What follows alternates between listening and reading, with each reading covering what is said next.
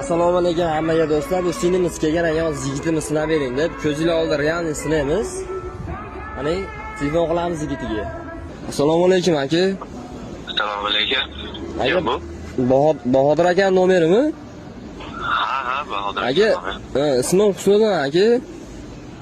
Hop. Malika degan yaxshi ko'rgan qizingiz bor ekan aka. Ha, yaxshi ko'rib olmaganman, gaplashaman. Aka xullas ash qizni uyga men solib jo'natyapti turdim-da. Ha. Siz gaplashgan ekansiz aka. Ha. Xullas aka o'rtalarda nima bo'lgan, shuni bilmoqchi edim. Agar rostdan yaxshi ko'radigan bo'lsangiz, men sizlar o'rtalar buzish niyatim yo'q-da. Ha, aka qarang. Aha. Olaman ham demaganman, yaxshi ko'raman ham demaganman. Yaxshi ko'rmayman. Yaxshi ko'rmaysizmi? Yo'q, yaxshi ko'rmayman. Men boshqasiga uylanyapman. O'ziga ham aytaman dedim, vaqt bo'lmayapti.